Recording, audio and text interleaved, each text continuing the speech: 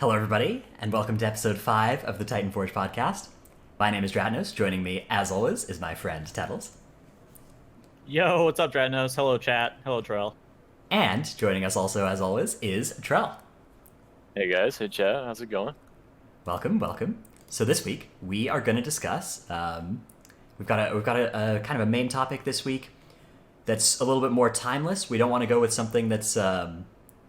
There's a new patch obviously coming up in a couple days, so we wanted to pick a topic where if you download this show and drive to work on Wednesday or whatever and are listening to this, it's not immediately out of date. So we picked a topic that could just go even through a patch, just always be accurate, be current. So we want to talk about like finding a group, how to pug stuff, how to move from pugging to having a consistent group you play with. Kind of both Mythic Plus and Raid we'll talk about. Those two arenas. And then we're also going to discuss, there's a bunch of new, patch knowledge that we are going to talk about, current events. We'll talk about changes to the Beguiling affix. We'll talk about changes to every dungeon, the mob count. And that's, those will be what we talk about here today. But first I want to quickly do a shout out. Anybody who's reviewed us on any platform, so like iTunes, Spotify, if you've rated us there, if you told your friends about us, if you've posted about us on Reddit, which somebody named Augur the Wise or Agur the Wise on Reddit has done, thank you so much for helping tell people about our show. We really appreciate it. Big thanks. Also, big shout outs to anybody who's watching it live in chat. Yep, big shout outs to chat. Chat always they feel like I neglect them when we're live. Everybody always they come back to me afterwards and they're like, why don't you talk to us in chat like you always do? Is this less important than Raid, Mythic Raid or whatever where you're streaming and you completely ignore mechanics to read chat? Wait a second. That's a true story, by the way. That's a very true story. DPS life. Yep. I especially when I was playing Rogue. Not so much when I was playing Shaman, but reading chat and Raid was pretty much what kept me sane during Jaina progression. So yeah, but your chat is not forgotten at all. And we love you a lot, and we're collecting your great questions to answer at the end of the show. So let's, I guess, before we get into our main topic, let's just talk about how our last weeks have been in World of Warcraft since we last did a show. Get to know all our hosts here. Trell, what have you been up to this last week here in World of Warcraft? I wasn't playing too much. I had some IRL stuff going on, but the last few days we've been doing lots of teaming dungeons and trying to catch up on the meta. And it's been fun, honestly. Me and Dradnos actually played last night. Yeah. For 6 hours? It was a long one. There's some good keys, yeah. We did some dungeons that weren't Siege. That was a lot of fun, and then we did some Siege. And that was a mistake. We should have called it right then and there before we set foot in that dungeon. Teaming Siege is more like you look at it on teaming and you decide which two mobs you don't want to pull, and then you just pull the rest. And that's spent about an hour in there. Yeah, we pulled up the MDT or whatever, and you're just like, okay, we'll just pull every single mob from the start of the dungeon to the end of the dungeon, and we'll skip like this one pack. And we ended up skipping like one pack, and then we were short on mob count, and we had to go back and get more because we'd skipped one pack. It was actually brutal. What a dungeon. Oh, no. Yeah. Okay, how about you, Tettles? What have you been up to? So I had a minor mental breakdown a couple days ago because they made some I- really bad changes. One of the beautiful They made things some about really bad changes. one of the beautiful things about your minor mental meltdowns is that you record them and put them up on YouTube. Gotta sell out. There's just this video of you just like tearing your hair out about the changes to dungeons. Yeah. There was a clip of me screaming, but I didn't add that. I chose to not put that one. So Wednesday or Thursday, that was pretty unfortunate. And then yesterday they came back and had some pretty good changes, so I made a pretty happy video on that. I've been doing some PTR stuff. Honestly, I'm just patiently waiting for Moonkin to come back around into the meta. YT Tettles, the rogue, got leveled in case Moonkin, in fact, never comes back into the meta, because it seems like rogue might be the move for just all of eternity. So Did you get it through your freehold boosts? Was that how you did it? I did. Yeah. I did. So Before they removed the freehold boost. anybody listening now, freehold boosts are going away. You will no longer be able to level a character through freehold boosts because anytime you're in a group with somebody who's got their experience turned off starting in patch 8.2, which is what you did to do a freehold boost, everybody in that group is going to get 95% reduced experience. So freehold boosts are dead starting in 8.2. So Yeah. if you're listening I now actually hadn't still heard before about that. 8.2, now is the time. If you have some alts that you're planning to level with freehold boosting, this is it. The last train is leaving the station. You need to Yeah, hop I aboard. paid like I think I paid like 20,000 gold a level. I stopped at level 119, so then I could go and do my little quest to unlock all of the cool Taras zones. So that got me to 120. So I saved 20k gold there. So yeah, 180k. Got my rogue leveled. That's Say you saved the whole 20,000 gold as well. That's Yeah, insane. very Yeah. frugal. It's a big move. Okay. Cool. So that's been this week in World of Warcraft. Let's talk a little bit about our main topic, which is how to find a group, how to pug even. So let's define the term pug, because you may be hearing this. I believe there will be some people listening to this show that hear the term pug and don't actually know. They might have an idea of what it means, but they don't really know what it means. So the term pug comes from a pickup group. It's an acronym for that, and it means just like getting together with a bunch of people you don't know, finding them through some way in game, not people you'd already played with. And these days, a pug group is it might use a Discord, you might use voice communications, but you also might not. You might just be doing a key without voice chat. So I guess Tettles, how did you get started with was pugging part of your WoW experience when you were first playing? Yeah, so I started in WAD. Obviously, LFG was around. I don't know how long LFG's been around for. I assume for a pretty long time. So I started in WAD. I would pug like normal raids and stuff like that, and I found them pretty fun. And then eventually, I decided that I wanted to stop pugging because pugging kind of sucked. So I started looking for a more consistent group. But the process of me getting to a more consistent group did involve me like having to grind through all these pugs and get logs, and that's kind of what we want to talk about today. Is like just kind of like the process of like where you go from pugging to getting into more consistent groups, what you should be kind of looking for, how you should be kind of looking to play, or how you should end up being like feeling. Did any of you guys, whenever you guys started playing, have to like pug through LFG and whatnot to try to find more consistent groups, or is that? Yeah, I used to pug in Legion because I kind of started playing seriously in Legion. When I first got into it, I pugged heroic raids a lot on several characters, and then I would also pug like medium range Mythic Plus keys on several tanks. And I was just like learning all the basics and trying to get to know all the aspects of the. And I had a good time doing it. There were definitely some negative experiences, like the rage quits, the classic one person screws up and everyone quits. I think everyone's seen that at one point or another. Certainly among players that sometimes pug and sometimes don't pug, there's they generally much prefer to not pug. It's usually a little bit safe. Like there's less likely to be somebody quitting immediately off the bat. It's easier to play with people right. I won't lie. I pugged a King's Rest on my Prot Warrior the other day. I accidentally wiped us on the first pull in King's Rest, and then I instantly left the group. Tettles here is admitting that he is the problem. He is the. Dude, we couldn't get back into the Golden Serpent room, and I'm just like, fuck, dude, I really don't want to do this King's Rest 16 pug anyways. I was like, I'm just gonna leave. It'll be okay. Tettles, please. Yeah, Tettles, no, man. It was a shame quit. I fucked up and wiped us. I was like, I'm not fucking staying, no. And I just left. Okay. Yeah, I mean, okay, so that's maybe one way to look at it is like, in pugs that you're not really, there's nothing too serious going on. So like, if somebody were to leave, it's no big deal. It's just, you could go on to the next one. It's not, you're not making any kind of commitment or whatever. You can just get on out of there. But yeah, so that's part of that's one mentality that does exist in pugs, is particularly early in the dungeon. If a mistake gets made, it's likely to be the end of the dungeon. You need to be careful all throughout the dungeon. Like, there are things you can type into party chat that might cause somebody to leave irrationally, even like if you're most of the way through the dungeon. I've seen this before. I've seen like you're on like the last 20% of the dungeon or whatever.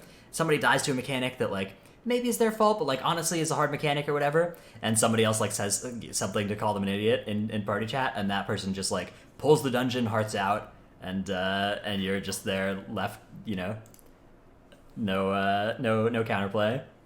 Or somebody like pulls the boss and like forces your group to wipe in malicious ways to try to wipe the group or end the group run or whatever. And then Yeah, it's very very true. Very very very very much something you do have to watch out for. So making sure that your group doesn't like have that happen is a good thing to try and do. Trying to stop people before they get toxic by being friendly and whatever is a good play. Even then, there's still a lot of ways that you can like individually improve, even while pugging or even while people are like. Right. It's pretty troll for me to like. I understand that it's like really troll for me to just like instantly leave the instance as soon as I accidentally wipe a Sun King's Rest. Like I'm well aware, but like if I'm looking to like personally improve, and it wasn't really fair to the other people in all fairness, but if you're looking for like to personally improve, like be looking at what mistakes you're making, how you can be looking to just get better and focusing on yourself, not really others' mistakes is the way of doing that. Because of course the other people in that group can say, well, what an asshole, but they could also say, all right, well, I probably shouldn't have used my cooldown there or whatever.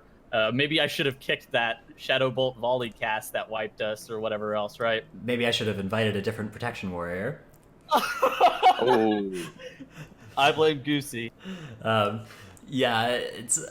I think you've stumbled onto a good mindset that's not just a pug specific mindset, which is just any time in WoW, if you have the mindset of like what can I do to improve myself, that is gonna serve you better than any other goal based approach. Like if your goal is to beat a dungeon, like if that's what you wake up and you're like, today I want to time this dungeon, that's something you can fail at, and that's something where you can have a bad outcome. But if you wake up and you're like, okay, today I want to get better at this game, even if you don't time any keys, even if you just deplete stuff, if you learn something, you've accomplished that goal, right? So you can have a successful day regardless of what the actual results are, just if you're focused on the process. So I think that's a really good call. And I think that's one thing about pugs as well, is that like the better you play, like okay, so people always ask like, okay, how do I go from pugs to finding a stable group, right? How do I go from pugs to finding a good group? And the answer I always give is like, okay, at the end of the pug, right, you should add all the people in the pug that were good, and try and then whisper them again next time you want to play, and eventually you'll start, if you keep on adding the best people in every group, and they keep on accepting you and agreeing to play with you, you'll keep moving on up in the world, right? Because you're just going to keep doing better and better dungeons. But in order for that process to work, people need to want to add you back, which means you need to play well in the dungeon. So there's always an opportunity for you, the better you play, to have like that's a variable in the process of finding groups, right? The better you play, the more people are going to want to add you, and the more people are going to want to play with you again, and the higher keys you'll get invited to, and the less you'll have to bug. So yeah, and not being an asshole also helps too, because like in the higher end Mythic Plus scene and in Raid, player perception is like really really important. It's like to the point where if you apply for a guild and you have a reputation for being an asshole, you probably won't get accepted into that guild. Same with Mythic Plus. I know that there are people that we've pretty much just internally we have in our minds, and somebody's like, hey, do you want to play with that person? You just instantly go, no, I don't want to play with that person. That guy is toxic or bad or whatever else, right? So making sure that you always at least have a positive attitude going into every single dungeon is also very important. Or Raid too. We've learned that Tettles has an M+ players blacklist here. Yeah. Tettles, would you like to just list all the players that you would never play with here on the podcast? So here, let me air it out. We got Shift Mage. I'll play with Shift Rogue, but not Shift Mage. Okay, that's Shift fair. Mage is on my Mythic Plus players blacklist. Okay, hear me out. Goosey Druid, never playing Double Moonkin.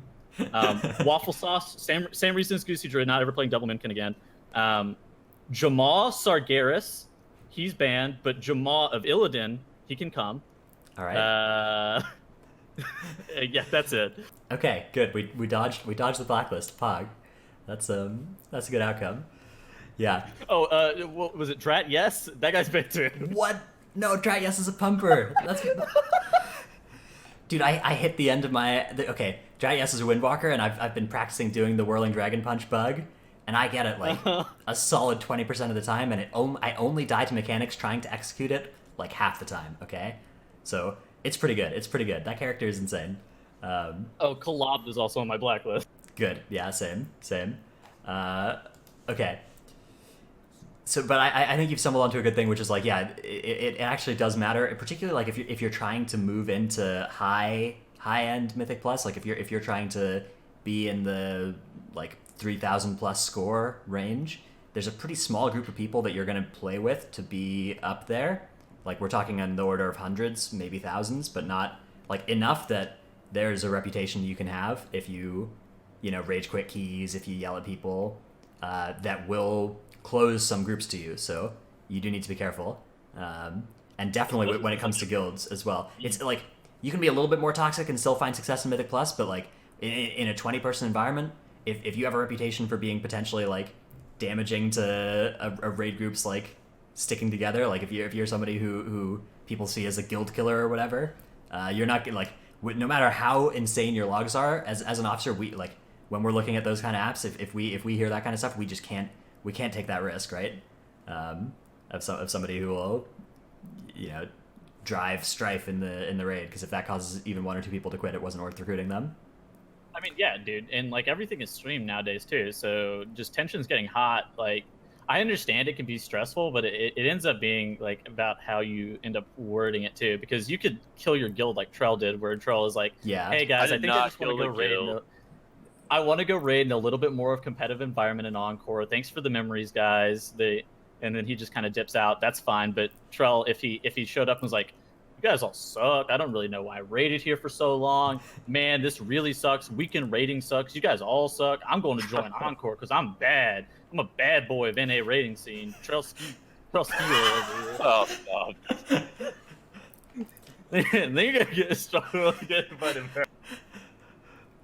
I just got blinded by my screen. Sorry. Oh my goodness, that was dude, that is weird. It's like I heard Trell talking twice there, 2 different times. There, incredible. Yeah, definitely with everything being streamed. I don't know. It's interesting though, because sometimes like as somebody who streams, I stream raid and like people will often say that we have a toxic environment in my raid, which we don't. Like our guildmaster like yells at people a little bit when they screw up stuff, but like he doesn't yell at them like in terms of their like value as a person. He just yells at them for being stupid and messing up a mechanic.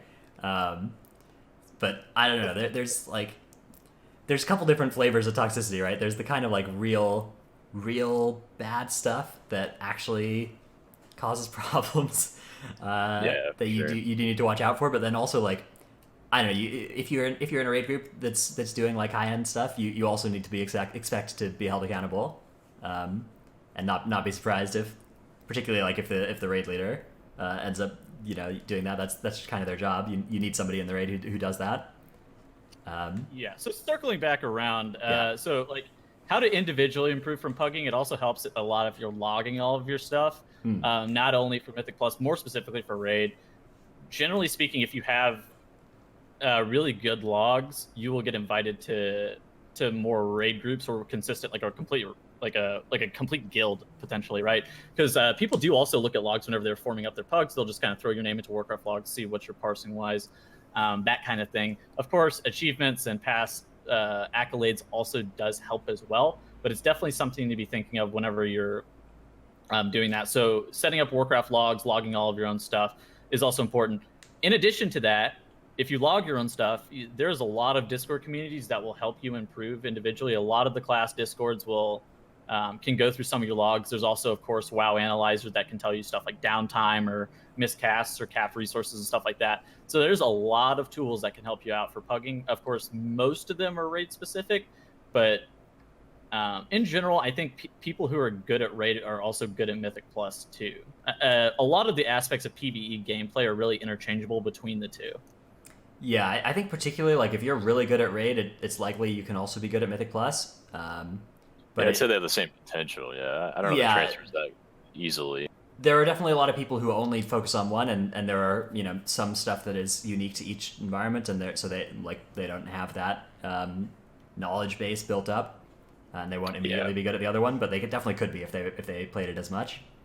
I mean, of course, communication is way more important than Mythic Pluses is in Raid generally. Right?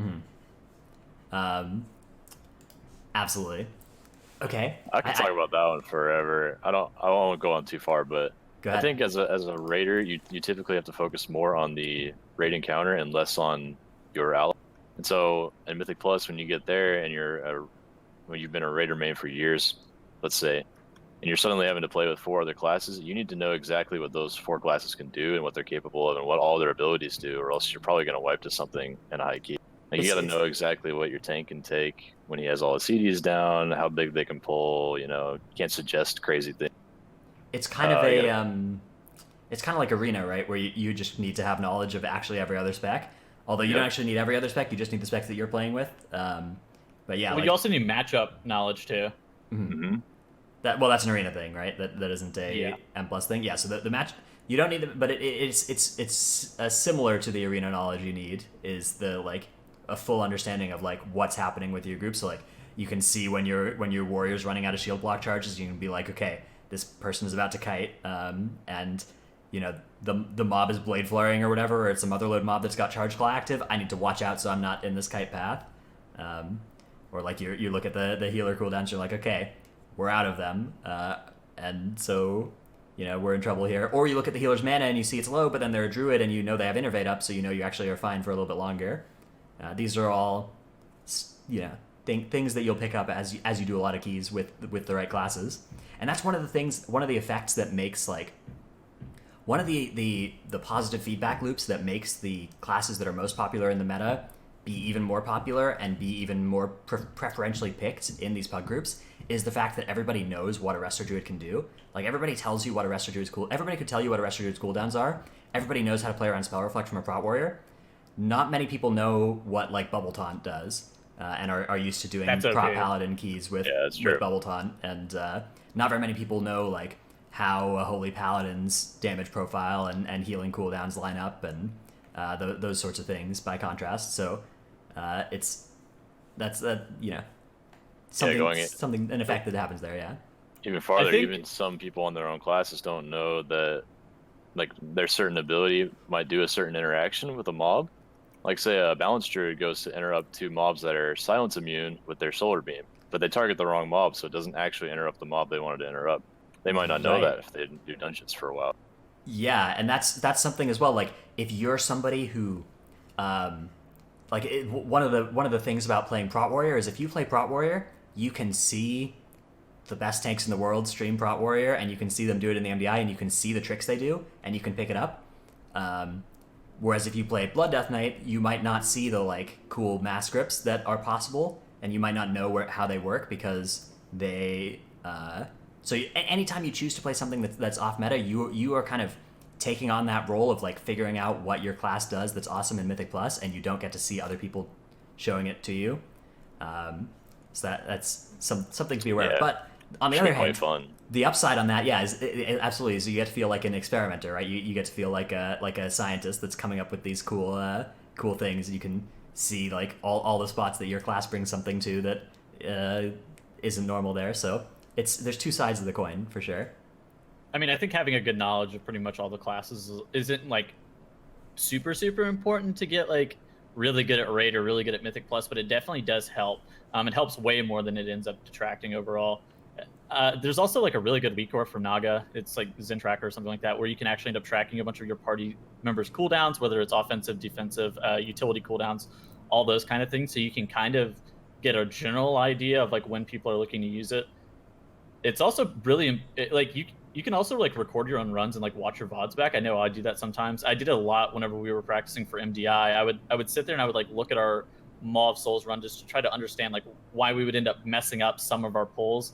Like we would have just issues with like the dogs or whatever else in like the under part of the ship. But I just remember like watching the VODs back ended up helping me out a lot too. I also think it's really nice that LFG and pugs are kind of spammable to some degree. I know for a while I would just like, there was some boss in Blackrock Foundry. I can't remember his name, but he was like a really patchwork fight. And I remember I went and pugged him just like over and over again, just so I could practice my single target rotation. He did like some like swiping claw ability. I don't really remember anymore. but I would just like go in there and practice just so I could get a little bit better of a feel whenever I was actually trying to learn the game. I know that helped me out too. Okay, you're looking for a slightly less training dummy to hit. Oh yeah, because One training, where there's training mechanics and dummies are stuff. like Yeah. No, that fine, but that makes a lot of sense. Yeah. yeah. You can kind of measure yourself against other players too that way. Right. Yeah, Parsing exactly. and all that. Mm-hmm. Yeah, that's one of the nice things about logging as well as like honestly logging Mythic Plus as well. It's something people don't do, but like if you do log your Mythic Plus runs, there's a lot of information in there. It's kind of hard to find, like to delve into, but like if you can get somebody who like does keys and knows how to read logs, to look at your Mythic Plus logs and like look through and figure out what's going on and like look through all the deaths and see what happened there. There's so much information that you can definitely improve from there. But yeah, it's hard to do. Like it won't just tell you what's going on. You need a lot of analysis to turn that into information. Yeah, it's really introspective too. At the end of the day, like really, you have to like think about like what actually went wrong, not necessarily more like you can just point fingers and blame the whole entire time. And we can blame others for our own individual mistakes pretty much all day and say this shouldn't have happened because you should have never done X, Y, Z. But at the end of the day, it's like this could have been mitigated by my own personal play in some regard. Right, and there are some mistakes that are like clearly somebody else's fault, like that you could have still stopped. Like if you were playing out of your mind and if you could figure out 100% of what's going on and like who in your group, if you could see the mistake, like you could have stopped it, right? Like your tank walks in and proxy aggro's an extra mob and you wipe because of it, but like if you were watching them do it, you could have maybe landed a sap on that thing first. Those sorts of things are like opportunities for you to prevent somebody else's mistake. If you start doing those things, you're gonna do keys. You're gonna be more than 100% of a player, right? You're gonna be like 150% value because you're adding on top of everybody else. Look for as a tank. Like if I see a rogue do that, I'm like, all right, friends list right now, mid key. Yeah. Yeah, then you wipe because you opened up your friends list. We've all been there. Yeah. In the middle of the key. Absolutely. So yeah, taking I don't know, basically looking always at what is your, like thinking about everything in terms of what I could have done and not at all about what did other people do that went wrong, is a really great mindset, not just for pugs, but in every sort of content here, because it will cause the most improvement in your gameplay, and it will cause the least strife between you and your group, and it will make you feel less bad about like whenever it feels bad to wipe to something and focus on how you were powerless in it and how it was somebody else's fault, but it feels good to be like, okay, here's something I can do better next time, and then start doing better next time. Yeah. I mean, in general, WoW is like a game where you, as an individual player, kind of are powerless in a lot of situations, right? Very rarely will you be the positive outlier that causes your guild to kill a boss, or you're the positive outlier that allows your group to complete the dungeon in time. But if somebody's like really hard trolling, you're like 19 manning or 4 manning a dungeon, the likelihood of you depleting it or not completing it in time or having a bad time is very high. Yeah. Just by one individual's mistakes. So it's that's definitely a lot easier to go into a dungeon and be like, I am going to make us deplete this dungeon for sure, instead of I'm going to make us time this key for sure. Like yeah, I can relate to that one. Mm-hmm. Yeah, Pull up the Tettles clips. Yeah, wait a second. I'm just gonna apply to this King's Rest and let's get in there, let's pull once, and then I'm out of here, Fuck. Take me home. But yeah. Okay, I think that does a pretty good job though covering our main topic of pugging and finding groups. I think at the end of the day, like I don't know, my goal with pugging, it feels tough. It's tough for me to talk about pugging as a topic because anytime I'm doing a pug group, my goal is to not do pug groups in the future. Like I much prefer gameplay with friends. So it's kind of a failure case for me anytime I'm in a group with like a bunch of people that I really don't know. But I don't know. There's a couple different flavors of pug groups. Like some pugs are like people that you would like to be your friends at some point in the future, and then some pugs are just like completely random people that you're not expecting to ever play with again. And those two are two different flavors of the pug experience. Yeah. My advice to people is always, one, have a good attitude in a pug no matter what. Even if it's someone else's fault, try to take blame like we talked about. Try to apply it to a positive outlook for the group. And then two, base adding people from the pugs on a couple things. For one, make sure they're a good player, obviously. Add them for that. Two, if you have a good communication line with them, if you can talk to them easily and it's not hard to discuss things, that's usually a good sign. And 3, if they can play the same hours as you, because that's also kind of a hard point to get around. Yeah.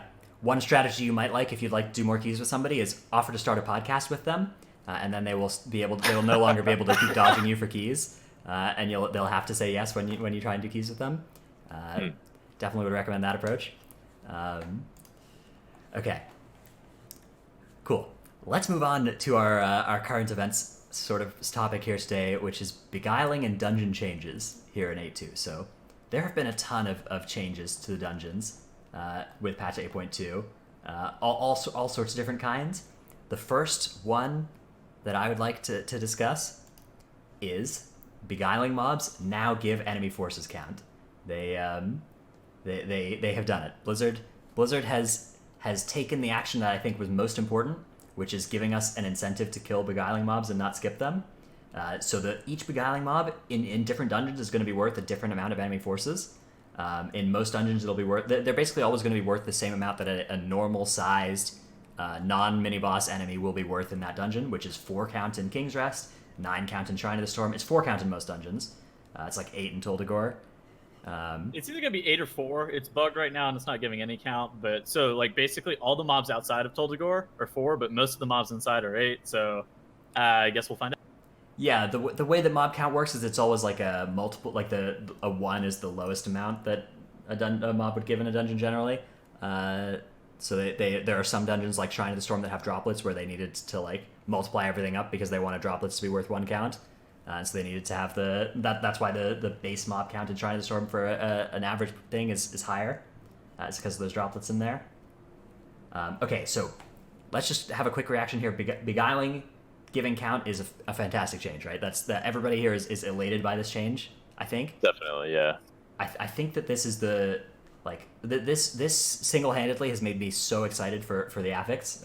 It's important to note the Enchanted Emissary is not giving count still. That's the one that you just knock back for 20 seconds and then it teleports away.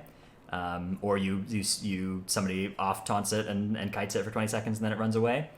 But the other 2 are giving count now, the Tides Emissary and the Void Touched Emissary. And I think that this is going to make the affix a really good one. I'm looking forward to it now. I was really worried before this change came through, but now I'm hyped. I'm right there with you. And they also did have some pretty heavy nerfs to all of the emissaries too, which makes them a little bit more reasonable to deal with, not only from like a pug perspective, but from like a coordinated group perspective. Those nerfs are, I guess right now it has them on screen right now. We can kind of talk about them in a second. But basically, the count changes also have other impacts with like how you end up capping count without like skipping mobs. So basically, you're pretty much always going to have an invisibility potion, or you have to death run, or you're gonna have to have a rogue.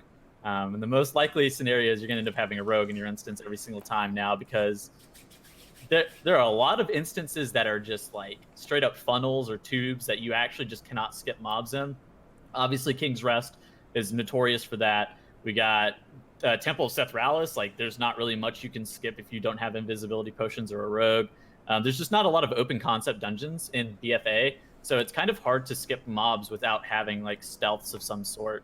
So yeah, I think Freehold and Ataldazar are 2 examples of dungeons that are relatively non-linear, but most of the others are pretty linear. You don't have a lot of options without using skips for what to skip, for what mobs not to pull. So your options are rogues, invis pots, or death skips. But those are all, like, if you don't actually have a rogue for Shroud, coordinating an invis pot or a death skip in a non-coordinated group is not really something you can do. Most cases, like when I find myself pugging, even like a 17 or whatever, if I don't have, if I'm playing on something other than my rogue or whatever, and we don't have access to any of that, I'm just going to advise we just pull the mobs. Like, there's just much less chance something goes wrong. We'll just sacrifice the minute it takes to pull the pack, and we'll overcap count on the place. And in dungeons like King's Rest and Temple of Sethralis, when you do that, you do overcap by quite a bit already on live. And with the addition of extra count from these emissaries, it'll be more pronounced of an effect. But I don't think that is necessarily, like, I think that is a price worth paying for these mobs to give count. I think that the mobs giving count is just great news. I think I would be inclined to agree with that for sure. Mm-hmm. It's definitely a good change, and it's a step in the right direction.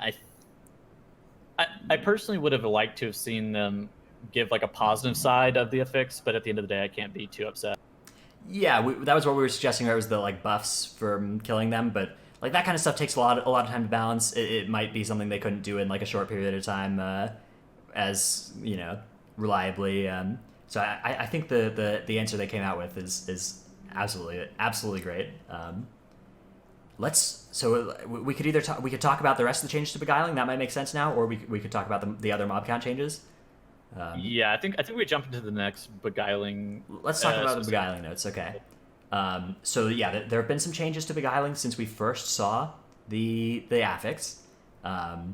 One is that this teleport the Eternal Palace now has a 5-second cast time, down from 8 seconds.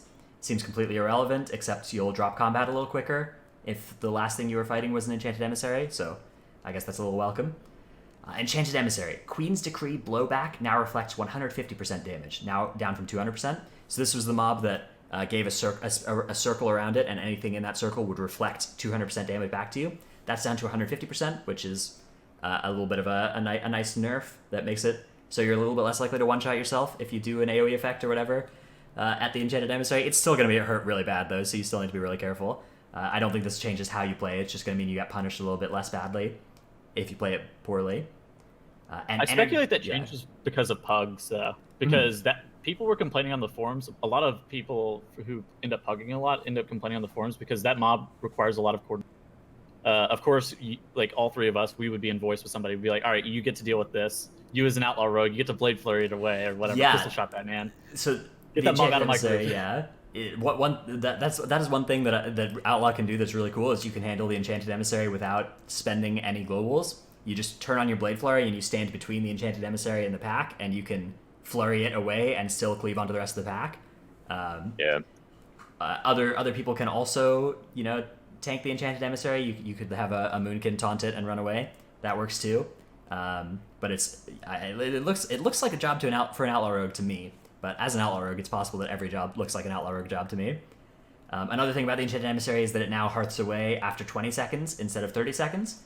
Which is nice. That means that if you can't deal with it, like if you just have to if something goes wrong with it, you're going to have to deal with it for a little bit less time, which is nice. So that's lucky. I think the best way to handle it's going to be something where you can immediately get out of the pack and not have to deal damage to it at all. So, like, say the tank charges in and uses the engineering knock belt to get it far out of the pack, and then I member think of the the emissary group. is immune to CC effects. The only way to move it is to do damage to it. Yeah. It has when it takes damage, it gets knocked back from the person who it took damage from. But other than that, it doesn't take it doesn't reply to most effects. Ring of Peace might be an exception though. Yeah, possible. Well, so it's just direct damage, right? Not dot damage though. Yeah, it's like you have to direct damage of some kind. So maybe like some ability that hits lots of times in succession with direct damage, like maybe Hunter or Rapid Fire. Maybe that'd be really good for that. Instantly get it out of the. Perhaps, yeah. I mean, Ring of Peace. I hear that Trell Brew is going to be back to being a brewmaster perhaps next season. So, yeah, hopefully. Yeah. Hear me out. Your Demon Hunter dashes in, fell barrages, instantly kills himself, says there's nothing I could have done there, and then gets upset. Okay, Tettles, that sounds a little specific. Is there something you need to talk to us about? No. Okay. That sounded a little bit more like a story and a little bit less like a strategy advice. No. That was just me. Okay. All right. If you do ever need to talk, all right, we are here for you. I already admitted that I left a King's Rest earlier, dude. That's enough for me. Yeah, that's true. No, that's why I'm here for you. Is because I need to make sure that you don't bail in the middle of any of my runs. It's got to keep you happy. I will never bail in the middle of people I know. Okay, all right, a likely story. I would get the gamer lean on and be like, I'm so done with this, dude. Oh, I do that. Yeah, I slouch into my chair so bad. Like as soon as my key's depleted, I'm just I'm off screen. Dude, yeah, I'm so bad. I'm just like, yo, what's up, buds? Yeah. I'm so done with this dungeon. I'm ready to go to bed. Mm-hmm. Yeah. That's Sorry, I'm not doing it. My chair won't let me do that right now. That is unlucky, Trell. Yeah. I need a good chair for that then. That doesn't let me slouch back in. Okay, so we also have changes to the Emissary of the Tides. This is the water one that you can CC it, but you can't see CC anything that's near it. Now its health has gotten reduced down by 60%, so it is very easy to focus this thing down now in a way that it was not before. But crowd control duration is now capped at 8 seconds per application with no diminishing returns on this. What does this mean, Tettles? This means that if you don't have a druid in your group or a mage, you're going to be pretty sad. So in general, you're just going to want to spam like Entangling Root probably on the mob, because the mob does give caster mobs protected casts on everything. And sometimes that's just not reasonable for you to not be able to kick. Because like think about Spiritualists in Shrine of the Storm or something like that, where if the mob has a protected cast on it and it's just gonna over. the whole entire pack, dude, like you get the you either have the protected barrier or you have the Mending Rapids from the what is it, like a thug or something, whatever that guy who is that walks around who has True Sight, or the Spiritualist who has the Mending Rapids cast. Like those are two like mandatory kicks, and there are a lot of mandatory kicks in dungeons, unfortunately enough. So this Emissary of the Tides, while I get it, like I understand why it's going to be 8 seconds. They don't like it being called Infested number 2. Like I really can understand.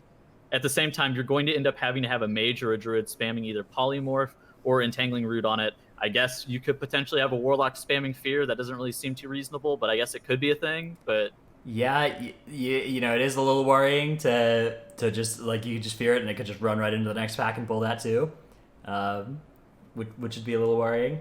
But yeah, you can hit it with. I guess there are some other abilities you could hit it with. You could do some like sort of scuffed CC chains on it. Like you could go like, okay, we'll start with Sap, we'll pull the pack, and then we'll like paralysis it, then we'll blind it, then like I'll go over and gouge it for 5 seconds, and then like somebody will hit it with a full stun, and then paralysis is back and we can parry it again. Yeah. So like if you don't have a druid or a mage in your group, you might be able to do some sort of like scuffed CC chain on it. You could also just focus this thing down. It has less. It has like 500,000 health right now on a +10. So you could maybe kill this thing quickly enough to be okay. Like it's possible, right? It's possible that you could in get some this thing packs, down. I think that'd be okay. Yeah. It's going to require some dungeon knowledge. Like you need to know in a pack how soon until there's a mandatory kick, and like how much trouble you're going to be in without an AoE stun on pull.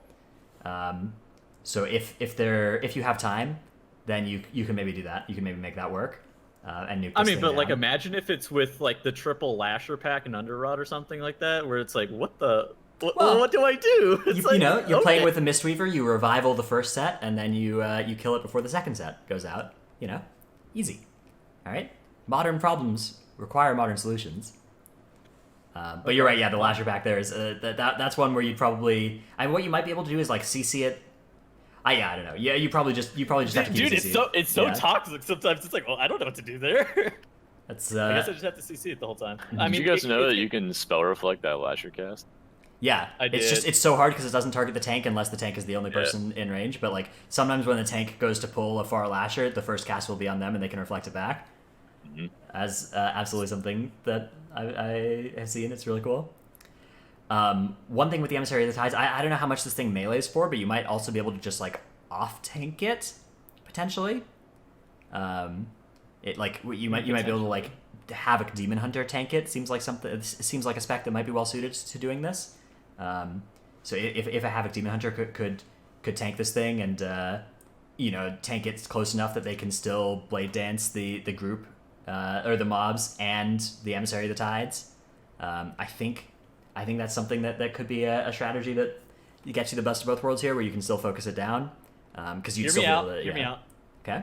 2 tanks. 2 tanks. Okay. I'm in for 2 Shut tanks. it down. Yeah.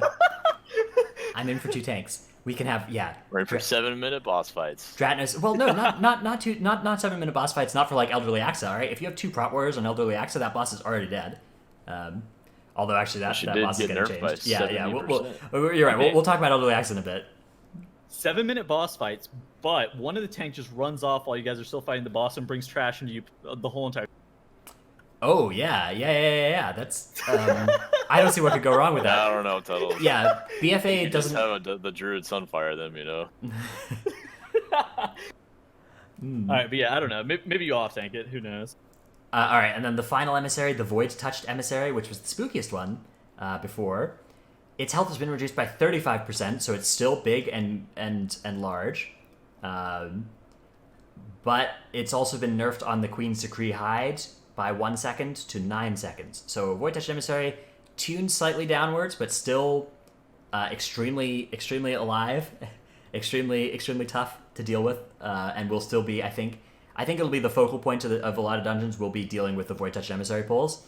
Luckily, Void Touch Emissary is the least common emissary. Most dungeons have 2 in them, so you'll have to deal with this mob twice, which means that you could lust it both times if you wanted to. If you don't need it somewhere else, you could try to nuke this thing down. The way it works is the first Queen's Decree hide is going to do like half of everybody's health. The second will do almost all of everybody's health, but Verse will save you, or Defensives will save you. And then the third is going to murder everybody unless you have something insane. So you need to just kill that thing very, very quickly.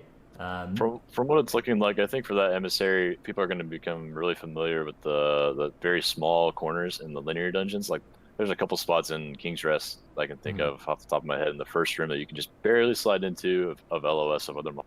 Tanks usually know these spots, and they're going to have to show their groups where they are. I think depending on where the Void Emissaries show up. You're right. Any of the Void Touch Emissaries that have a line of sight spot near them are not going to be nearly as threatening as the ones that are out in the middle of somewhere, in that Dervish pack or whatever in Temple. Yeah. Oh, yeah. So chat's telling us that this week definitely has more than 2 per dungeon. So like on previous weeks there was only 2, but now it looks like we're getting a lot more. Oh, dude, maybe some emissaries will be more common on some weeks versus others. Like maybe there'll be like Void Touched weeks and Tide weeks and Enchanted weeks. Stop. Yeah, it seems like it from what the players have found on PTR so far. It's like just like Infested was, where sometimes the small mobs were infested, and sometimes the big mobs were infested. Dude, right? Keys are always closed. There was no balancing problems with that part of Infested for sure. So I'm sure it'll be a-okay. I'm sure that we'll be totally fine with dealing with 10 Void Touch emissaries in the same dungeon. I mean, yeah, it's just like where the mobs are placed becomes like the biggest issue, because sometimes your melee have to run for 6 out of the 9 seconds, and they only get to DPS the mob 3. Right. So it's like, all right, this is going to take a long time. You have to make a round trip every single cast here, every single 9-second cast. So if you have to run more than a couple seconds, you're gonna have such bad uptime. Yeah, I mean, you're going to be able to put in a bunch of damage into it between the first 2 of them, but if the mob would last like 25 to 30 seconds with full DPS uptime, you're going to end up having to take like an extra probably like 10 to 15 seconds just to kill it. Yeah, because you have to be like running back and forth. Well, one thing that we have talked about is we feel like range DPS is something that they could do a better job of making good in Mythic Plus. The Void Touched Emissary is a lot easier for range DPS to deal with than for melee DPS, right? This is not the way of doing that, though, dude. Like, you gotta give it to such an issue. Balance is really good at this, right? Balance Druid has a long range. You can just range the cast probably pretty easily and not lose too much time. It's it could be the way. This could be how the melee meta gets fixed. Is the Void Touch Emissary? Maybe you have 2 dot classes taking dots on that guy while everyone else just LOSs it. I'm not sure, but yeah, exactly. You just Absolute Corruption. Okay, the Warlock. You play an Affliction Warlock with Absolute Corruption. You just hit that thing with an Absolute Corruption. You just go on and do the rest of the dungeon, and 20 minutes later it dies, and you get your count. Yeah, that's I don't see how that could go wrong actually, and I've thought this through for a whole 10 seconds. So. I mean, it depends. It depends on your healer's mana conservation, right? I mean, if they're good on your mana, healer can just die to drop combat, right? Like that's it, dude. We do that in Siege, right? To drop combat with the spotter. Okay, so I think this plays. I imagine my phone is going to ring soon. It's going to be like Method EU or whatever, trying to get me on the team. So if that phone call comes, I'm going to have to answer. Yeah. What voice is that supposed to be? Yeah. Okay. So moving on to the other changes in all the dungeons, we can talk about count now. Let's talk about mob count. So Shrine of the Storm. Shrine of the Storm. The total amount of count you're going to need to finish Shrine has gone up by a couple percent, and then there's been a rebalancing of how much count many mobs are worth. Deep Sea Ritualists are going up from 10 to 12. Abyssal Eels going down from 3 to 2. Living Currents going up from 13 to 18. And then the 3 other mini-bosses, Windspeaker Heldis, Runecarver Sorn, and Guardian Elemental, are going up from 18. They were up to 24, but they just got another change on PTR, up to 36 now. So they've been doubled in They count. listened to us. They did it, 5%, 5%, 5%. Thank you. This is what we needed. It's still not 100% clear that we will be killing these mini bosses. Like, it may still be correct to skip them, but we are now reaching an amount of count for these mobs where it may be worth killing them, and it certainly won't be too punishing if you do kill them. As it stands right now, if you do a key and you kill a mini boss, you're like incinerating your group's timer. But with this change, I believe this is going to work out nicely. Yeah, we're above the 5% mark on these mini bosses. Yeah, I think this is a really good change. I think that they're in like this is finally going to make these mini bosses something you can pull. I mean, it just gets down to pull efficiency, like what you can actually pull into these mobs. Yeah, so at the end of the day. The problem with these mobs is like even if they have a good ratio of enemy forces to health, they often prevent you from pulling other mobs with them due to how much damage they put out and how much you need to pay attention to their casts. So, like Windspeaker Heldis, you really can't realistically pull with all that much more. But maybe you can. They're nerfing her as well. I don't know. I mean, maybe. I guess we'll see, won't we? Yeah, we have some comparisons to like Legion mini bosses. So like in Halls of Valor, Kings, the 4 kings at the end there gave 5% per as well. In Mauve Souls, the Mariner also gave 5%. In Cathedral of Eternal Night, the mini boss gave 3%, plus another 2% from the spiders, so that was also 5%. In Vault of the Warden, mini bosses were 5%. In Eye of Azar, the mini bosses were 2.5% per, but there were 4 of them that you all you'd kill them all sort of at once-ish. So this change to the Shrine mini bosses is going to move them towards those kind of Legion mini boss levels of count. I mean, yeah, even though you didn't ever pull the Mariner, it was always like, you always had the discussion of like, is this worth? Because like you would get so much count and you could skip so much from it, but then you'd be like, no, it's gonna wipe our group. This is not worth. But you always wanted to pull it because it gave so much. You're just like, this is so efficient, but I don't know what to do. I think the Guardian Elemental will probably get. I don't know. That seems likely to get pulled because you can just line of sight the yeah, especially if you're playing with cast. if you play with a Windwalker, they can diffuse that thing back onto it. That is gone. Well, you can diffuse that? Oh, yeah, the dot. You can the dot. too. I was, So that I think Guardian Elemental. Oh, I guess Spell Reflect also. It's a thing that does that. Yeah. So I think you're right. Guardian Elemental. I don't know. It seems like Runecarver Sorin might still be something you skip. Although I pulling don't think stuff. you ever looked at that buff. But the thing is, like, you can pull stuff on to Runecarver Sorin, I think. Like, we did it in Season 1. My group did this in Season 1. We would pull Runecarver Sorin, and we would, like, pull 2 different packs onto it while we were DPSing it down, and we would just stand in the ward for defensive value against those mobs. It did seem to work in Season 1. I think we stopped doing that in Season 2 because the scaling of his dot that he put people, even within the ward, was too much damage to take. Yeah, they changed it, right, so it ramped up, and the last couple ticks started to really hurt. So if you were already in the rune, it was just worse. But if you took a while to get to the rune, it was better. But we were already in the rune, so for a coordinated group, that mob got worse. Which, it's okay. It's all right. Yeah. Yeah, I mean, even though the Guardian Elemental causes a lot of downtime by having a line of sight, I'm pretty sure you can just pull like a ton of initiates with it while he's just like casting. So you just probably pull through and then you pull him back eventually after you cleared out some of that space over there, right? Because that seems like that'd be like almost pretty reasonable with how you end up dealing with them. Yeah, definitely. That's definitely a potential way to attack it. And Heldis, I don't know. Heldis is getting there's some nerfs we'll talk about to her later that might make it possible to pull other stuff with her. Seer. Yeah, like, you if could can pull her with boss. 15%. Like at the end of that boss fight, it's definitely something you could do. That wouldn't be too dangerous. You get the haste buff to help kill the boss, so that's useful. Okay, so that's shrine changes. Waycrest is getting a couple changes. Some of these, okay. So the overall mob count you need is going up. That means if you get the top left route, you're going to need to pull even more. But if you get the top right route, okay, so the way Waycrest worked on live is if you get top left, you're like really starved for count and you need to find count all throughout the dungeon. But if you get the top right route, you have way more count than you know what to do with. In general, I think this is a good change because top left route is really good because you get to pull that first boss really quickly, the hard boss, and get your lust on cooldown and get some good lust timings. I'm pretty sure it's actually count negative because the piglets the emissaries count. Okay. Or no, because the piglets right. give 4 apiece, but I think there's like 6 of them or something. Yeah, so the piggies used to not give any count for the longest time, and it's so bizarre. It's so bizarre that the piglets didn't give count, and I believe that this was a bug that just never really got fixed because the piglets they're like cursed and they turn back into villagers when they die. And I think that interaction, the code, like when they die and they turn back into these villagers, instead of just dying as piglets, I think that's why they didn't give count before, and I think that this is finally a bug that's been fixed. I mean, I still think that makes top left or top right worse, because like that's pretty much it's not count neutral. You're actually at a count deficit, but you're just going to be much more. With top right plus the emissaries. But there are also a bunch of emissaries, right? A bunch of emissaries that are going to give you count that didn't give count before. I mean, it also kind of depends on where the witches are too, right? I guess right. Is RNG a witch? Yeah, that is something that we do love to do, is just Titanforge a Vine Twister.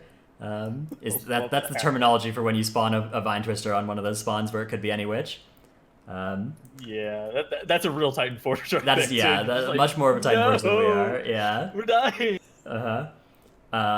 Okay, Matron Alma is going up from 8 count to 14 count, so getting about doubled on count. This is the mini boss down in the basement-y area.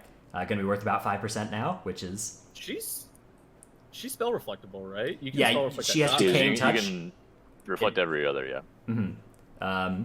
Which is pretty powerful. Is she worth? I think she might be worth... I mean, honestly, people were doing her before. Like, people were pulling down there when she was worth 8, I think. Some teams were doing it in MDI, pulling a big in the cellar. What are you going to skip? Like, where would you... Like, maybe you end up skipping those guard commander pack? I believe that my personal belief is that every time somebody pulls the hallway, they're making a mistake, the maggot hallway. Like, I think that you should pull as few maggots in that hallway as possible, because they're worth so little count, and they're actually kind of annoying, and you can't pull big with them. Actually, okay. I think I'm coming around to this. I think I'm coming around to this ideology. I don't know, and I've suggested every group I'm with that everybody always wants to pull that hallway, but I think it's bad, and I think that downstairs is going to be a lot better. I mean, you have to split it up into 2 packs. I don't know how much count that whole entire hallway ends up like giving. a peasant gives you like 4 count and drops 3 maggots that give 1 each, and the maggots only give 1 each also. I actually think I'm coming back around to that. I think you're actually probably right. And like, if you can just do Matron Alma with like, I don't know, there's some shit that you could pull her with like that. You pull, like, if you're coming in from the kitchen side, you can pull Alma, Thorncaster, Witch, and 4 dogs. Yeah, and that pull's pretty safe, right? You just need 1 extra kick on Ruinous Volley from Matron Alma, and 1 Spell Reflect committed to every other of her tank abilities, and then the rest of your kicks can still go on disrupting the Witch there. I think that would be a good way to pull. So I think I'm coming back around to that. Yeah. Well, it also depends on where the begooling mobs end up being. That's true. Yeah, you do want to avoid getting begooled whenever possible. Yes. Okay. Yeah. So that's Waycrest changes. We got some King's Rest changes too. King's Rest is getting a 10% increase to the overall enemy forces requirement. And then Animated Guardians are going up from 5 count to 8 count. So as it stands, even with this Animated Guardian increase, even if you're pulling all 4 Animated Guardians, you're still going to need more count in King's Rest. I believe this is a response to Shadow Concealment being so important in King's Rest. They're like, hey, we're going to make Shroud worse because we're going to make you just need to pull every single mob in this place. But it's I think that making the Guardians worth a little bit more, I think that what this will do is that, first off, I mean, obviously we're also getting count from the emissaries, so with those in, it might be you might still be able to make some skips depending on where the emissaries are. Yeah, that seems like, to me, like the most reasonable thing is that they're just they're artificially inflating the count just so that you end up getting it back from the emissary, because initially, like, whenever this actually came through at first, it was like, you tweeted out, I saw your tweet, you just like tweeted out a bunch of question marks at the picture of that. I tweeted out, hang on a sec, and then I tweeted a link to that patch note. Like, because it's such an unreasonable ass change, because you only skip like 3 mobs in that instance anyways, as it currently stands. 3 mobs at like the very end, plus like the 2 constructs, right? So you end up like not even skipping that much in the grand scheme of things, and it's like, wait, they're buffing what? It's like, what? They announced it before they made the emissaries worth count, so everyone was like, what? Now we only skip 2 berserkers and that's it? Mm-hmm. But yeah. With emissaries being worth count, I think this will work out, and I think with Animated Guardians going up to being worth 3.25% each, up from 2.23. I believe that pulling the first 4 Animated Guardians of the dungeon will be just the meta strategy. That's a lot of count that you can get from those things, getting just 10% off the bat like that. More than 10%. Well, then where do you... 13%. You can skip more of the bridge. You could skip 2 or 3 packs. You could skip... I think you'd skip the 2 Berserkers and the 5-pack every time instead of just skipping one, like instead of just skipping the 5-pack. Because that 2 Berserker pack, like... Okay. When we did that dungeon on like 23 last week, we ended up pulling that 2 Berserker pack, but we ended up pulling them 1 Berserker at a time because we were just like we're not about this 2 Berserker at the same time life. Yeah. Yeah. So I think that 4 pull of Animated Guardians is going to be good. One thing that used to be something you could do with Reaping, but is no longer going to be a factor, is you could go and pull them after the last boss, but to skip a Reaping wave. But now that's obviously not something that matters anymore. With Reaping gone, rest in peace. Rip. Yeah. Although hopefully Reaping comes back as a weekly affix. All right. Replace teaming. Replace teaming with Reaping. That actually. Yes, that would be awesome. Because Reaping is it's so fun. It's actually so fun. I'm gonna miss Reaping. I would be fine. There would be dungeons where I would choose to just add Reaping as an extra affix. I would just take it, even if it didn't replace any of the affixes, and it purely slowed us down. It was purely a detriment, just because of how fun it is. It's such a fun thing to play. So, give me Reaping back. I already miss it, even though it's not gone yet. All right, Toldagor, we're getting a 15% increase to mob count required. This may be offset by the emissaries, but is also being combined with the fact that cannons don't work the same anymore, which we'll get to. Yeah.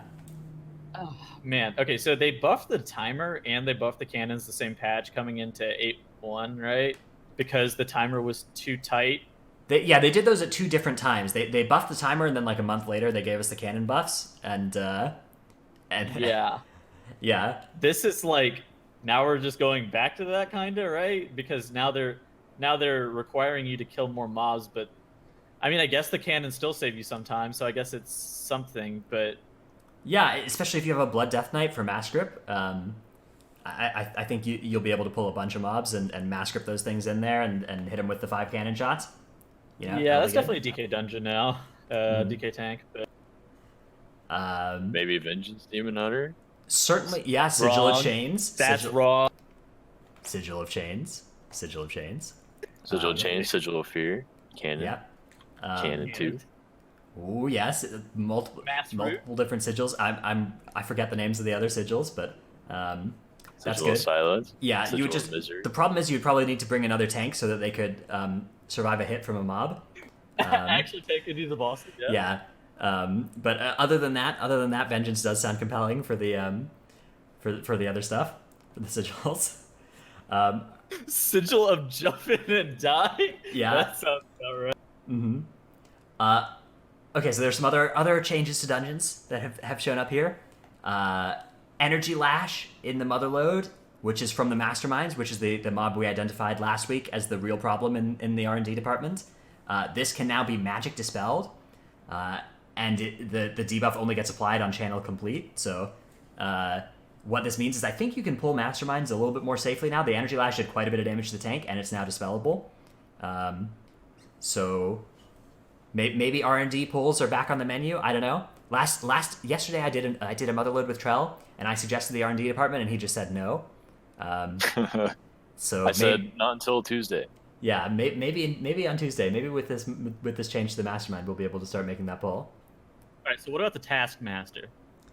The Taskmaster. I of course know what a Taskmaster does, but it's the guy in front of Azeroth. Right. Okay. Yeah, that one. We were pulling that thing. We we did with the boss yesterday. It's a good teaming, right? Yeah. That mob's not bad. It does cover, which protects itself and the stuff near it, but you can pull the boss far enough away that you don't have to deal with that at that time. Yeah. So that tech's worth a great deal of percent too. It's like maybe 9% even on teaming or something like that. And Azerok, one problem with Azerok is that you get to 50% health on Azerok and the boss fight is just done and you're single like it's tank and spank at that point, because all the ads are dead. So that's a great time to pull some trash, and I think the Taskmaster pull is a good one to do. Okay. Other changes to dungeons. The dungeon scaling is going up from 8% to 10% per level, which is interesting. This is a reversion of a previous change. It used to be 10% per level back a long time ago, and now it's back to 10%, but they took a brief period of time where it was down to 8%. So what that means is that every time you go up in dungeon level, it's going to be a bigger jump. The difference between a 21 and a 22 is going to be bigger than it is on live. and just every keystone level is going to be harder too. Yeah, Which is we fine, need to get yeah. Zongoso in here to explain the numbers on that one, I think. The math is. Do you remember yeah. the clip of the him and Jason? Zongo did have a hard time wrapping his head around the Was this the 10% 70 modifier. million clip or whatever? Yeah. Yeah. He's like, so 70 million. And then Jason goes, Zongoso, think about that for just 1 second. Yeah, I can't remember how much health we had in Legion, but it was something like way more than an average player's health. And he calculated that. I've seen that clip. It starts with Zongo saying like 70 million, and then Jason's like no, and then he explains how to do the math, and then he comes back out with 70 million. That was a fantastic clip. Yeah. So yeah. I don't Okay. know. So King's Rest is only doable on a 21. Yeah, well, I mean they're nerfing Spit Gold. So. Okay, so I thought about this the other day, and I think I realized why they're nerfing only Spit Gold. I think it's because they see a lot of like a disproportionate amount of the runs end like On the first at the very boss, beginning yeah. of the instance. Yeah, so they're like, oh, this is the only issue with King's Rest, and it's like, no, this is not the only issue with King's. Yeah, it's the very cynical way to say this is, Ian Hazakostas did his weekly 10 and it was a King's Rest and they wiped the Golden Serpent. That's what some members of my guild will tell you is why they made that specific change instead of doing the rest of the dungeon. Not Dradnos. Not me though. I would never say that because I am not toxic, but some of my guildies are, and I just want to let you know how toxic they are. We do see there's also an affix combination being changed here on PTR. Fortified Bursting Quaking is being replaced by Fortified Bursting Volcanic. Interestingly, And these are all like fines done on PTR. Blizzard hasn't come out and done these changes yet, I don't think. So that affix was found last week to be changed from Fortified Bursting Quaking to Bursting Volcanic. So we might see a bunch of other affix changes in the coming weeks. Yeah, this one in general, though, I think is a fantastic change. I think that Fortified Bursting Quaking was a pretty hard week, and I think that Fortified Bursting Volcanic will be now in contention for being one of the better fortified weeks for high keys. Oh, dude, Bursting Quaking is just so awful because Quaking is such like reliant on your healer trying to not grief you for like 6 seconds while he's trying to heal through the bursting, and then it's like, oh, Quake. To be fair, you may have a similar effect where you're trying to cast your heal through the bursting stack and a volcano spawns under you if you're still in combat. And one is dodgeable is the only difference, right? Okay, look, it is a little different, but you might still get that damned if you do, damned if you don't gameplay. But that would require you to be in combat, right? And the worst of bursting is done out of combat, so you can mitigate that by good gameplay. Okay, we still see all the same changes to Ataldazar. We talked about these last week. Again, an exciting one is the Colossi being pullable now. So Ataldazar, there's going to be a lot of options, potentially left side routes. Freehold timer nerf. With the rending maul decrease, are we pulling the double? Honor guard? I don't think Nope, so. That's absolutely not. Absolutely and not not. only do they Tettles. do that nasty bleed on the tank that stacks, and you have to have someone taunt if you want to live on high keys. They also pulse massive AoE damage, which I don't think was nerfed at all. So the double AoE damage. But the rending maul still is nerfed by 23%, right? That should be plenty of compensation. Yeah, 2 developers, yeah, probably. Okay, yeah, other changes here. These are all okay. The one that we haven't talked about, Windspeaker Heldis, Gale Winds damage reduced by 28.6%. They've done the math here and they've identified that 28.6% was the perfect number. 28.7 would be, of course, far too much of a nerf. Would trivialize the encounter. But anything less than 28.6. 28.5. 20.5. That's just ridiculous. But Tettles, this is a serious show. Please contain yourself. So yeah, that Gale Winds nerf to Heldis in combination with her being worth double count might end up making her pullable. Absolutely. Other changes that we haven't talked about. It looks like the rest of these are... Oh, okay. Elderly Axa. Here we go. Oh, yeah. Oh, yes. The first thing we saw, Elderly Axa Blood Bolt base damage buffed by 25%. All right, now when we saw this change, all three of us actually, like... I was like That's going a out of my mind. I was like, right what there. is happening here? This is just like, we're making the boss even more impossible if you don't have sufficient kick coverage, and we're making the boss even easier if you have a spell reflect. It seemed like the absolute wrong direction to go with Blood Bolt. But we have now learned that they've also fixed a bug that makes Blood Bolt scale improperly with key level, which result in a combined 67% nerf to Blood Bolt damage in Mythic Keystones, which means that it's actually pretty tankable now. You'll be able to survive this thing even on high keys. At a 67% nerf, that's very serious. You're still not. I mean, you're still going to want to spell reflect it and kick it, and groups that do that are still going to see success. But if you accidentally let one through, which I have done the last 2 times I was in an underrot on my rogue, and I'm not proud of that. It will not wipe the group in the same way anymore, which is good. It's great news. So happy to see that. I think what that ultimately what would Snap translates say to. about that? I think if it had been Snap in the group, we would have just heard a mic cue, and then we would have heard just like something get slammed against the desk, which is fair. I would have deserved it. I think what that ultimately translates to, 70% nerf is like, in a high key right now on a 24 or 25, Sparfleck hits for like 1 million damage on that boss, literally 1 million damage. Mm-hmm. And after the changes, I think it'll be about 300k at that level-ish. Right. Which means you can put that into like live it with wall pretty easily or anything if you don't have that's unmitigated. So tanks have like 350k, 400k health right now, so you can actually live the bolts now, and you don't actually need 4 melee kick rotation. Yeah. So maybe this is with ranged kicks coming back, or with ranged coming back onto the menu maybe for Void Emissaries. Elderly Axa won't be a boss that just immediately kills you if you have that composition. I have a question about this Knot of Snakes nerf. Like, why did that come through? I don't really understand that. So Marektha, Knot of Snakes damage reduced by 50% in Temple of Sethralus. Is it that bad if it doesn't get like CC'd off you? Like, I kind of understand why, but like, I can't remember how much damage actually it does. I They don't made know. it so you were immune to the poison while you're in the knot. Yeah, exactly. I thought that like trivialized it, like because once you're immune to the poison while you're in the knot, there's like no chance you die, right?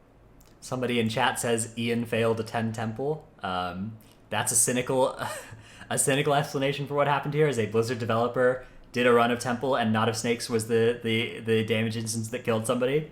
But I certainly If I had to go through a list of Temple of Sethralus abilities that I felt did damage, it would be like, okay, Galvanize. The other ability from Galvanize, like Static Shock on the first boss. Cyclone Strike maybe on the first Jolt. boss. Conduction. Jolt if you're not Jolt. Auto attack from the dervishes. boss meleeing you? Yeah. Yep. No, but the dervishes also the dervish auto attacks and the dervish jump. I thought you were talking about the Adderus and Aspects. Like No, I'm talking about all of the. Okay, yeah, that too though. All of the abilities in Temple that I would nerf before I get to Knot of Snakes. The spit from the tenders and the incubators, the cleave from the rider, the electrified scales from the rider, most of the auto attacks from most of the mobs in the dungeon, and then like way down here, I have Knot of Snakes. Knot of Snakes. It did 180k over 15, and now it does 90k over 15. What? Yeah, that's one of those signs to me where I think they probably didn't realize you could just take it off someone by stunning it or CCing it in any manner you or killing it. It dies in 5 seconds if you kill it. That's true too. Maybe we just move on past that change. I mean, like, it's not a bad change. It's one of those changes that like it doesn't do anything bad to the game. It's just a change that like when you see it, it makes you think of like, okay, they are balancing this dungeon, and this is the change they came out with. It's a little weird. But end of the day, I'm happy with the overall direction of most of these changes. You can't win them all right? You can't win them all. There are going to be some of the changes that just, go past you. Maybe in Pugs, it feels bad to be Knot of Snakes, and that you never get it broken out, and maybe that's the reaction that this change is aimed at, and that's not something that we see, obviously, so that could be what's going on. Whatever. I do want to say one part of the game, unlike Mythic Plus, that is receiving some changes that are less good than the ones to Mythic Plus are Island Expeditions. I'm not sure if you guys have seen this. Let's see. No, I have not. I haven't heard about Island changes. All right. Hang on. I have a story for you. Oh no. Okay, let's pull up the PTR over here. Is this about the AP count, or what is this about? There are a bunch of this is a tweet from THD, Raider and Limit, and known Marbles on Stream player on this stream, or on my stream. So his tweet is, "Hello, fellow islanders. If you want to see what true hell is like, at least on the PTR at the moment, islands have been changed a bit in terms of items. You can't buy atomic and wands off the vendor in islands, so those have been removed. Rabbit charms are untouched, so if you stocked up, that's good. But here's a picture that shows all the items on this picture with the question mark next to them have been removed. So atomic target painter, and what was the other one? Wands, the arcane wands, those are gone now. Those were items that made islands pretty easy to do very quickly. Rabbit charm is okay, but most of the other good ones are gone. And there's a new list of items to replace these that's here on PTR. And let me just plonk this link on in here. Everything on this list except for the the link didn't quite go, but if you copy the whole thing, that'll work. Everything on this list except for this irradiated undercoat is a new item in an island expedition that you can buy with Seafarer's doubloons. Let me just read some of these out for you so that you can see what kind of excellent items we're looking at. I'm just going to read them in order. I'm not going to cherry pick. We'll just read them from top to bottom. These are replacing Atomic and the Arcane Wand. Rod of Magical Fervor. Killing an enemy magic wielder increases your primary stat by 798 for 15 seconds. Lasts for 20 minutes. Poisoned Whetstone. Right. Chance on attack to cause the target to take 3,868 nature damage every 3 seconds for 12 seconds. Did you just say 3,000? Wait a second. 3,000? Yeah. Enhanced Mining Drill. This one's a good one. Wow. This one speeds up the rate at which you gather Azurite. This is the good one on the list. Shadowpan Mercenary Kit. Increases your damage to Mogu and Mantidan enemies by 5%. Fight or Flight Amplifier. Fight or Flight Amplifier. When your health drops below 30%, gain 299 speed rating for 20 seconds. Speed rating. 299 speed rating. This is about 7% movement speed. Okay? So, you know, you're getting right out of there, okay? Fuck, man. What is this shit? This is a good use of your Seafarer's doubloons, okay? Tome of Last Rites. Increases your stamina by 997. When you slay a Furbolg, Druid, or Keeper. These are really specific. Totem of the Annual Call. Increases damage to beasts by 5%. Thank God. Hey, that one's actually okay. Pandarin Herbalist How Kit. many Yeah, beasts are there's a there? lot of beasts. There's a lot of beasts. Pandarin Herbalist's Kit. Increases all healing received by 499. Wait, did you say 490? 409. You heard 499. So that basically That can't be scaling correct, can it? yes, it There's can. no Tells. way. Yes, it can. This is the world we live in here in islands. I was thinking the same thing. Maybe they're just like placeholder numbers. Maybe they're gonna buff them before release. You know. So Those. That's the positive. it's possible that Blizzard did some Zongo math and ended up with some wrong numbers here at the end. No, it should be 499,000. Yeah, that would be more. It increases all healing received. So like if you have a hot ticking on you, it ticks for an extra 500 every tick. Yeah. And the which- damage was like 3,000 or some shit. Yeah, so basically there are a bunch of new items for island expeditions that replace a bunch of the good ones, and none of them do anything. So, which is good news because there are a lot of gamers right now who are gearing up to do 1,000 islands in the first 2 weeks of this patch to get their minor essence by the Mythic Week. So to those gamers, I am deeply sorry. I'm deeply, deeply sorry that you're going to have to do that. They've made islands harder. Yeah. Hear me out, Dratnos. What if one of your raiders came to you and said, "Hey, Dratnos, I know that we really want 55 before the raid comes out, but I don't know. I'm just not ever stepping into an island and ever again." What would you... In my guild, we are a-okay with that. Islands are not All a right. required part of the Poetry Club experience. But if you're in like limit or method or whatever, you have to, right? You have to do it. That's just what they're gonna do. Okay. I guess that closes out our main topic here. That island thing was a little bit of a diversion I found out about yesterday on stream. It was pretty fun. Did some testing of exactly how much speed 299 speed was going to be That was pretty exciting. Pretty fun sprinting around there with that extra 4% speed or whatever. Let's see. Do we have any good questions that we picked up from chat today? Either of you copy and pasted some good ones? All right, fire away. You wanna go first? I got one. Okay. So the Melker posted, what if they fix their true sight? How would you skip them? And he was talking about when we were discussing the shrine changes for the mini bosses. Currently, they're bugged to where they have true sight, but they don't activate their true sight until someone puts them in combat. So you can still shroud past them or walk past them if you have invisibility at all until someone puts them in combat. And then when you wipe, it's even worse because then you have to skip true sight mob.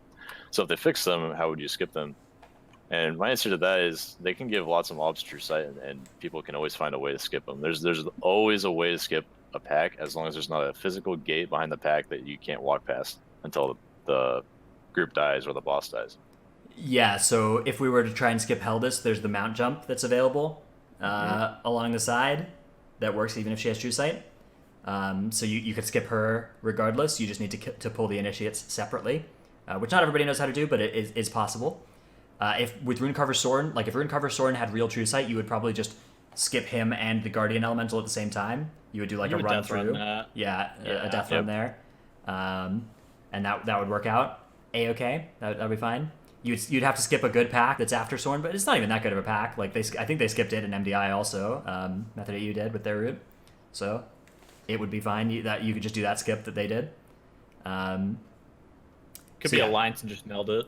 You could be Alliance and just meld it, and meld is still looking to be pretty powerful. It was briefly looking like Shadow Meld was going to be 100% mandatory if emissaries didn't give count, but now that they give count, it'll go back to being really, really, really good instead of completely mandatory. And we won't have to. Yeah. We are not going to have to faction transfer to do keys. Is the main good thing. That's good. I do have some friends that still raid. Yeah. Okay. Any other questions from the chat here? Yeah. Okay. So whenever we were talking about pugging, one of the questions was at all three of us. So what level keys do you think voice chat is recommended? I'm pretty nervous about beguiling even for my 10s when the season first comes out. I mean, no matter what keystone level you're doing, you're going to be better with voice chat. So it's just a question of if you're going many levels below what your group could be capable of, if you're all geared and stuff for 13s and higher and for 15s, you can probably do a 10 without voice chat, but it's always going to run better with voice chat. In general, people are less likely to leave too if they're in voice. Yeah, that's true. Yeah, if someone positive is in voice, it helps a lot for sure. Mm-hmm. Although some people get annoyed when you are positive. It's something I've noticed. Sometimes people, they'll it irritates some people. So you have to be careful. You have to be careful about sometimes you have to temper your positivity. I don't know if this is a problem you guys run into, but it's something I have to do in keys sometimes. Yeah. Yeah, you're pretty positive, Dreadnought. Dreadnought, smug motherfucker. Stop being so happy. Yeah, people read that sometimes. It's so watch out for those people. Okay. Any other questions we got here? Yeah, we had another one about emissaries replacing mobs. So basically, right now the emissaries stand alongside the mobs. And the question ended up being what happens if they ended up replacing them. I actually think that this would actually be a good change. And then in addition to that, they also said whenever they do replace them, they give the exact same count. So that would be nice for stuff I don't know, whenever you had the Void Emissary literally right next to Windspeaker Heldis, Yeah, so this could behave kind of like Reaping, where it replaces the mob, and it has the same model and it has the same health as the mob it replaced, but it does different set of abilities. Based on what kind of emissary it is. It's a cool idea. I don't know if it'd be more fun or less fun than this version of beguiling. Definitely, it's at this point that's not going to happen. We're getting this beguiling for sure. But it is a cool idea. I like it. I mean, it's just awkward because the Void can be placed in such a bad pack at such a awful spot. We're talking about so the mini bosses, the Dervish pulls in Temple. Double Honor Guard before Volcall and Taldazar. What if it's next to that Spark Channeler at the end of Seth Rallis? I don't think that would be that bad. That might be just keep kicking. Yeah, very much damage. Even if the cast go off, it hurts you 20%. No. The Void Emissary. What if the Void Emissary is right next to the Spark Channeler? Okay, yeah. So you'd have to Yeah. wait to pull it There's, until like- everybody gets there. Yeah. Oh, The only sure, line yeah. of sight is that big ass pillar on the left side. Oh yeah. too. You just go find that. You just go around that pillar though. It's fine. The The other pillar's mobs. so far. That's fine. It's fine. You brought range DPS, right? Okay, no, your range DPS just works on the Void Emissary, and your 2 melee go and solo the orbs on the sides. Okay. Okay, fair. Yeah. I can see that. That's now a we're good point. now we're thinking with portals. Yeah. Oh, I actually think the begooling mobs are no longer affected by affixes too. So That's good. Yeah. that's a One of the big big move. one of the big upgrades from Reaping relative to Infested was removing interactions with other affixes, because like Sanguine and or Infested was toxic, and Sanguine Reaping not being a thing is really nice, and all the other stuff too. Yeah. I think that Begu Ealing, they've really learned from the lessons of Infested with this affix, and we'll take it in a better direction. Yeah. Okay. Other questions we got in chat here? Tettles Trail. Oh my god. Wait, there's a void. Oh, hold on. I'm looking at a picture of the Void Emissary being matched with the Tentacle Pack in Shrine of the Storm. Okay. Got a link for me? Love that. Hold on, I'll link it. Talking about the double big tentacle pack. Yeah. Okay, dude. yeah, I got. Here we go. Okay. What the fuck is that? This. Okay. Void Touched Emissary, Colossal Tentacle, Abyssal Cultist. I mean, So okay. What are you supposed to do as the tank? wait a sec. Yeah. Okay, you can't run You away can't from these move tentacles Oh, yeah, you because can't fight. I didn't they think they about kill that. everybody if they don't have anybody in melee. What the fuck is that mob? All right. Soon so, Soon they will hotfix the colossal tentacles to have little legs, and they'll run around to the.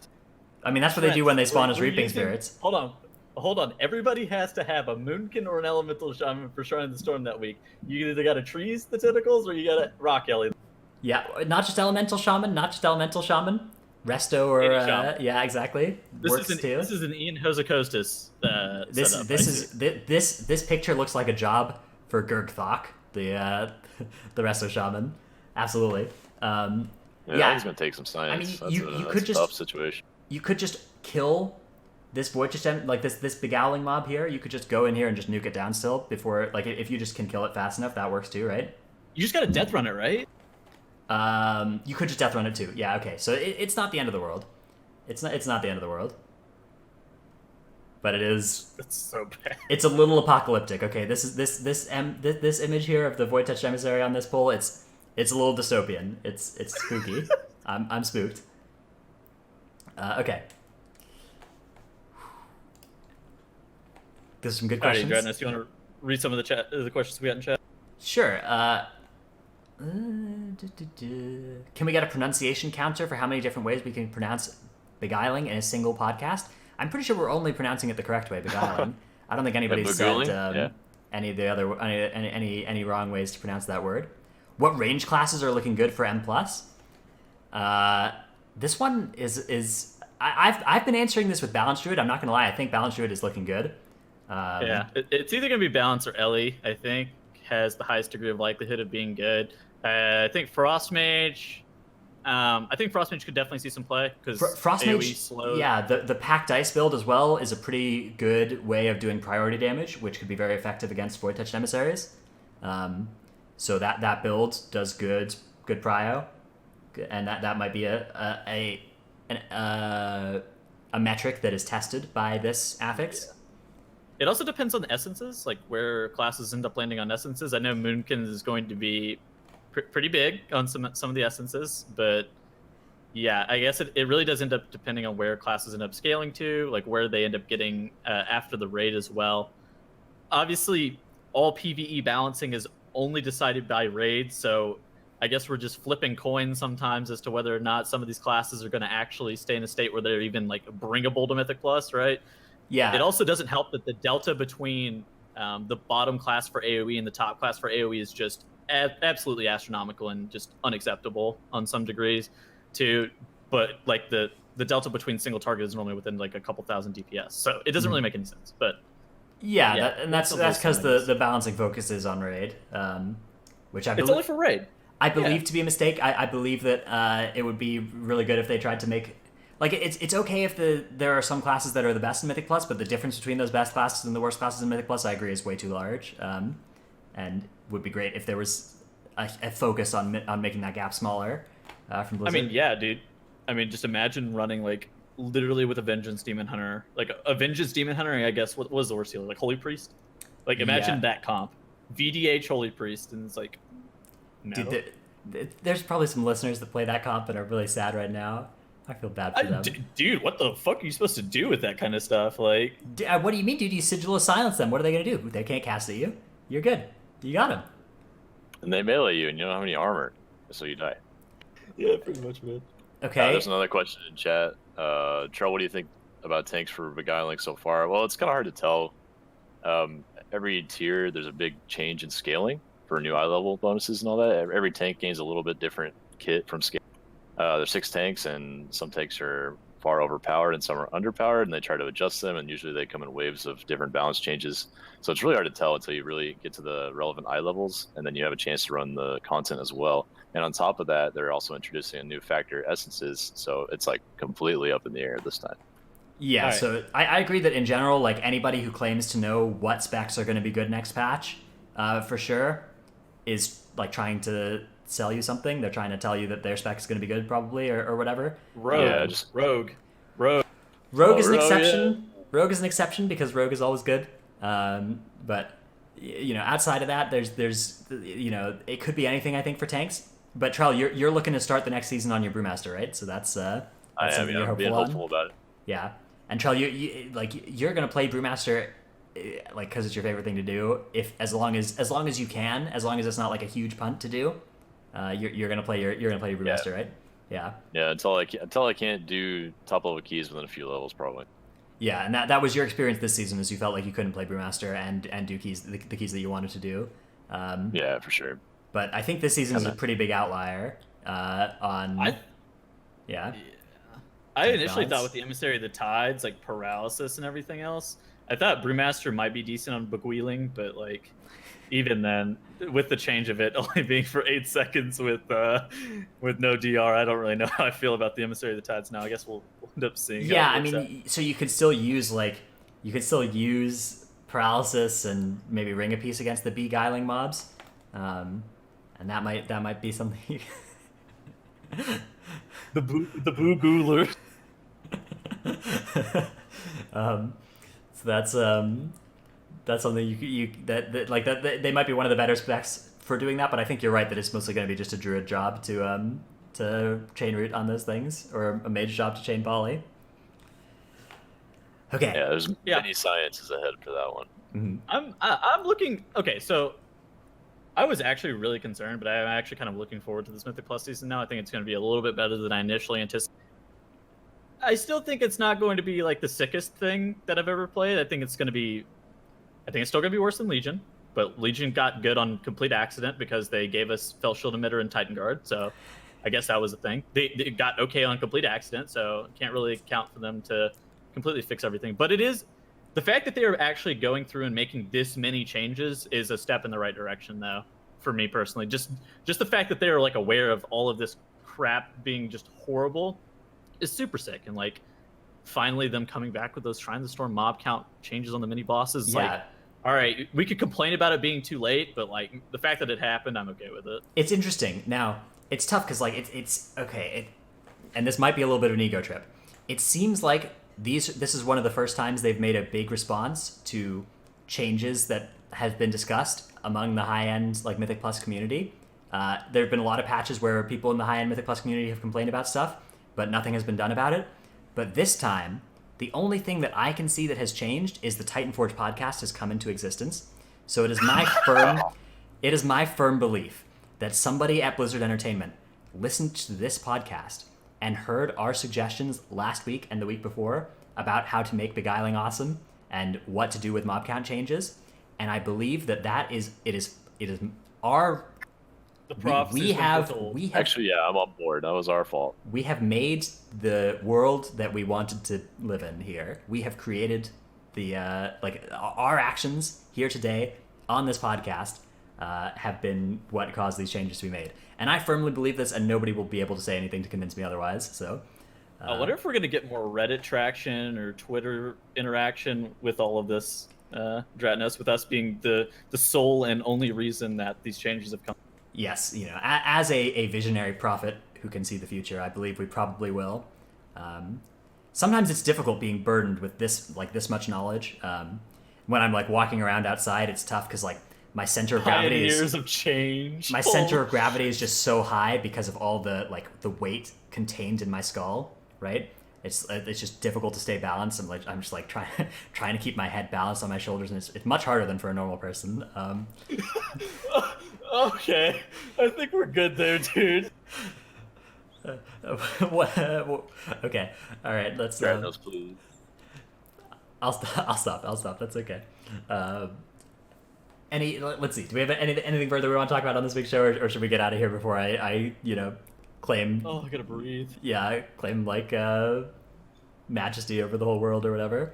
This is why rogues are so unbalanced.